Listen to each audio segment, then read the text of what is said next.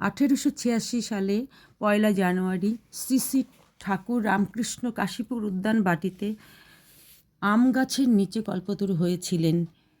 গৃহী ভক্তদের উদ্দেশ্যে চৈতন্য প্রদান করেছিলেন প্রধান ভক্ত অক্ষয় কুমার সেন। ইনি রামকৃষ্ণ কথামৃত রচনা করেছিলেন। তিনি ঠাকুরের ওই দিনে বাগানবাড়ি থেকে 2টি চাপা ফুল তুলে তার চরণে অর্পণ করেছিলেন। তখন ঠাকুর শ্রী শ্রী রামকৃষ্ণ তিনি তার বুকে হাত দিয়ে তার কানে মহামন্ত্র প্রদান করেছিলেন।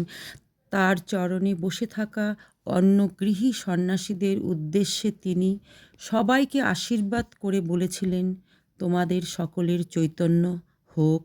ওই দিনটি আজও কল্পতরু উৎসব বলে আমরা মেনে থাকি। এখনও বহু মানুষ ওই দিনটিতে ঠাকুরের আশীর্বাদ নিতে কাশীপুর উদ্যান বাটিতে গিয়ে থাকেন।